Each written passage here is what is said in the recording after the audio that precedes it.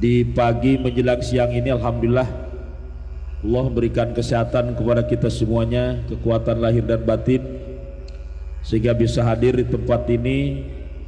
Mudah-mudahan kehadiran kita di tempat ini mendapatkan nilai ibadah insya Allah subhanahu wa ta'ala. Salawat sering salam marilah kita sama-sama sanjungkan atas junjungan kita Nabi besar Muhammad sallallahu alaihi wasallam bersama keluarganya, para sahabatnya, para pengikutnya yang istiqomah pada ajarannya. Mudah-mudahan termasuk kita yang kelak akan mendapatkan syafaat darinya di yaumul akhir nanti. Bapak Ibu sekalian yang saya hormati, pertama pada Direktur Utama PT Maripat, saya mohon maaf agak terlambat datang. Sebetulnya dari rumah 7 Bu, jam 7 saya sudah berangkat. Memang hari ini ada 3 acara yang harus saya hadiri. Ini yang pertama, ya ada masih ada lagi yang sisanya saya wakilkan itu. Bapak Ibu sekalian, senang sekali bisa hadir di tempat ini. Ini saya kali pertama mungkin menjadi kepala kantor wilayah Kementerian Agama hadir menyaksikan syukuran yang luar biasa ini. Menurut hitungan saya ini luar biasa. Ini jamaah haji yang alumni ini Bu Ustazah ya. Ini alumni haji ya yang hadir pada kesempatan ini. Ini berarti luar biasa ini. Sampai ya membludak seperti ini. Di perkiraan saya tidak seperti ini gitu ya. Tapi alhamdulillah ini luar biasa saya kira ini. Memang Bapak Ibu sekalian, di Banten ini banyak memang yayasan-yayasan atau travel atau kelompok bimbingan yang melaksanakan bimbingan ibadah haji.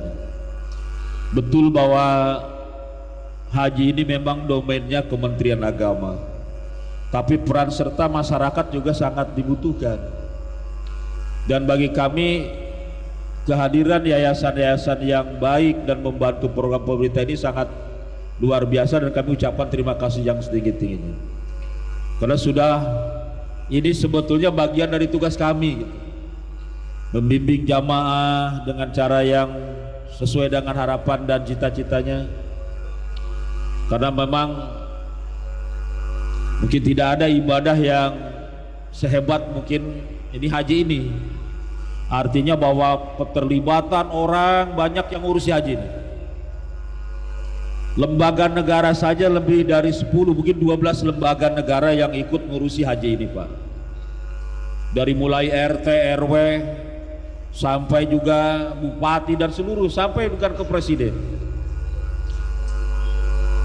Karena banyak keterlibatan tadi yang memang kadang kala sering terjadi persoalan-persoalan.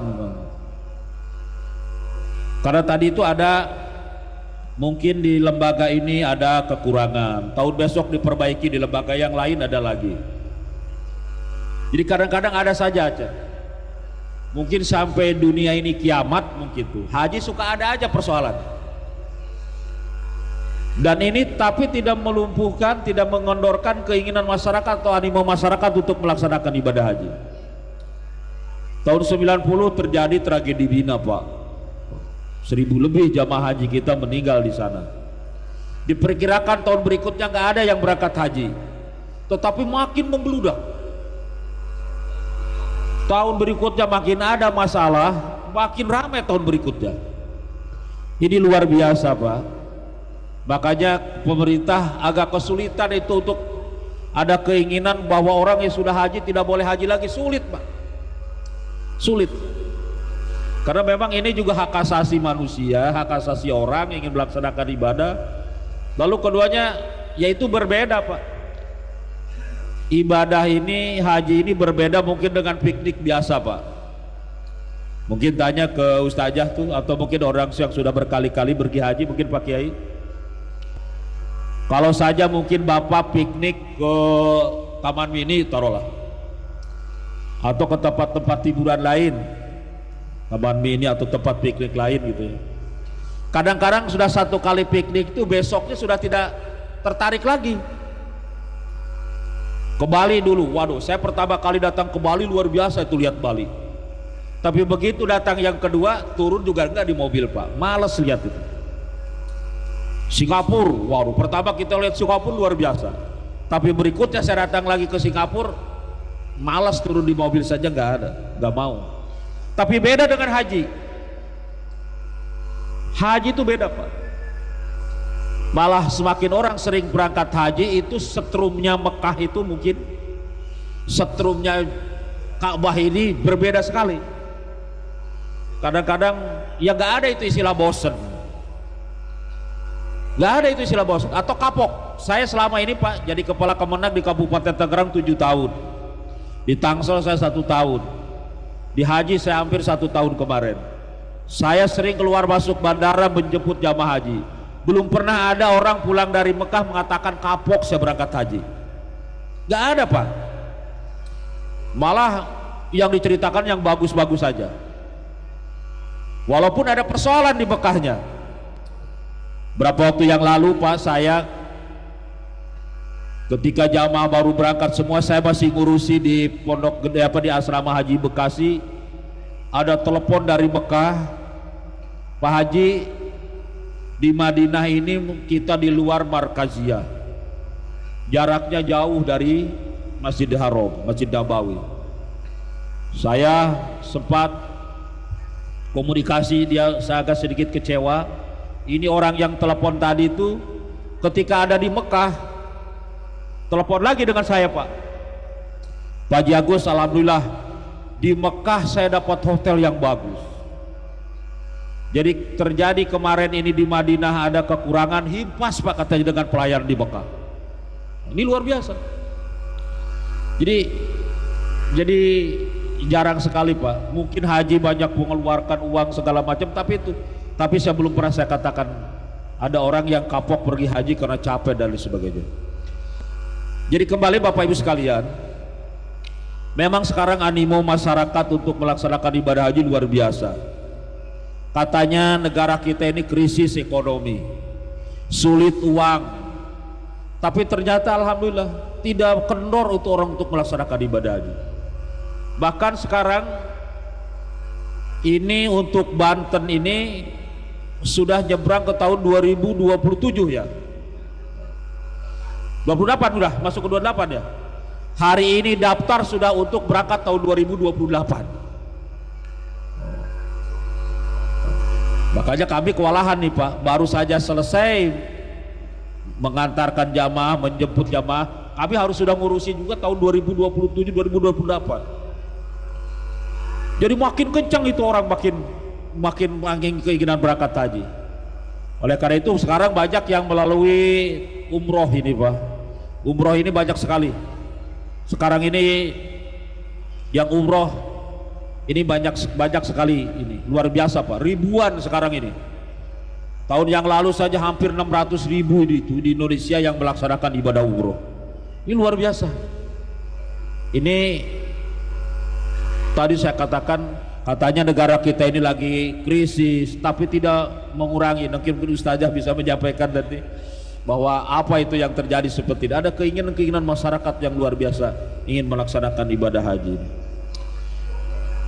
Jadi kembali Bapak Ibu sekalian, haji itu betul yang ngurus Kementerian Agama, tapi banyak keterlibatan pihak-pihak lain, termasuk juga dari yayasan ini. Yayasan ini kami sangat terbantu bagi mereka, yayasan yang tulus ikut membantu kepada kami. Karena tadi itu ibadah haji ini bayangkan menyangkut juga negara lain Pak.